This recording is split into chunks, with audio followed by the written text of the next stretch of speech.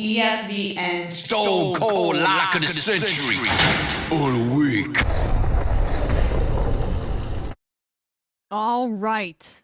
These are our picks against the spread for week 17 in the NFL season. Now, last week, it was another banner week, unfortunately, for Bradley.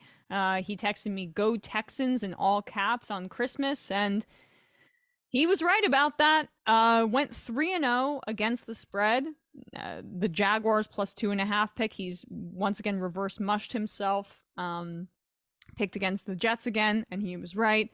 Bengals -3. I almost went with that instead of the Lions -2.5, which I definitely should have, given how the Panthers just controlled that game from start to finish, honestly. He got that, as well as Texans +3, who, Malik Willis is just not ready to start in the NFL. I pushed on the Eagles +6, which was really frustrating because the Eagles let that game slip away from them, and the 49ers -7 was the easiest cover, and there was no doubt in my mind that they were going to win that game comfortably throughout the entirety of the day, or when I was watching that game. So I went 1-1-1. And Bradley went 3-0. So now we are he is unfortunately pulling away a little bit. But I feel really confident about my picks this week. I say that every week. But hopefully this week, I'm back in the plus column as opposed to just 1-1-1. I mean, I'm 23-23-2. I could not be more mediocre right now with my picks. I need this to turn around. And we're going to do this in the playoffs, so we still have some more runway. But damn, do I want to beat this guy, Bradley. And he, by the way, sent me his picks for this week as well, and a little bit of explanation, so I'll read that to you once we get there. But here are our picks for week 17 in the NFL. We both decided that we were going to go with the Jaguars. We decided this stuff independently. He emailed me his. I'd already had mine.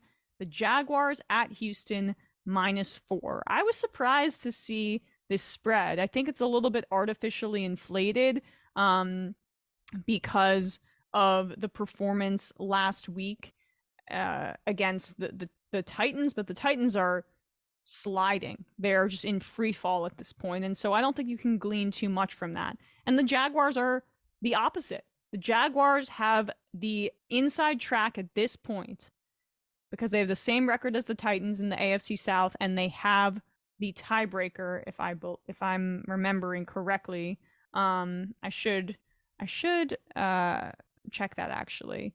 But they play again. Yes, they do. They won on December 11th, and they play again on the 8th. Although who knows if that'll matter. Although there are 2 weeks left. So, my God, my math skills are terrible. But at the same time, like, the Jaguars are not going to mess around, in my opinion, with the Texans when they have the opportunity to win the division.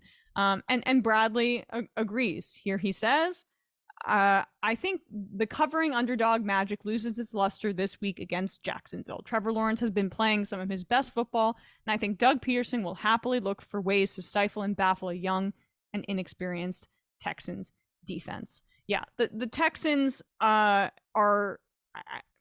I just think they got their second win of the year, and that's it for them.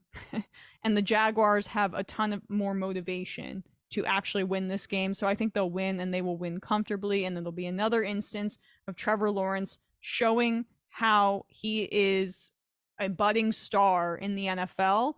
And I think that they're of the two terrible Southern divisions, the AFC and NFC South, I am way more afraid of the Jaguars in the playoffs if I were an AFC team, the wild I'd be way more afraid of the Jaguars than either the Panthers or the Bucks in the NFC, is all I'll say. Whoever ends up winning that division. So my second pick here, though, is I'm going back to Philly. I believe in the Eagles. I believe in the Eagles even without Jalen Hurts. And this line would be bigger if Jalen Hurts were playing. I know, but the Eagles, like, they should have won or covered that game against the Cowboys. They had some lapses and their defense just played terribly. But now the Eagles will be at home. I think the defense is going to want to turn things around. And this is the first round pick bowl. The Eagles have the Saints first rounder inexplicably because the Saints made a decision to win now this year. It was one of the dumbest trades, and I said it at the time. It looked dumb on the surface, and it was dumb. And so the Eagles will be motivated to get that pick a little bit higher in the draft. I mean, the Saints will also be motivated to kind of spoil, but I just felt the Saints' win in Cleveland was very fluky last week. Gardner Minshew showed that he can still run that offense. He threw for over 350 yards against the Cowboys. Their secondary is banged up, but so is the secondary for the Saints. Marshawn Lattimore at this point, I believe, is questionable. And I know that they're still mathematically alive in that terrible NFC South, but I just... Oh, wait, okay. Oh, well, he was inactive last time, so he could be active potentially, Lattimore. But that doesn't really change my opinion that much about the Eagles. I think Gardner Minshew will want to get a win in one of his Eagles starts.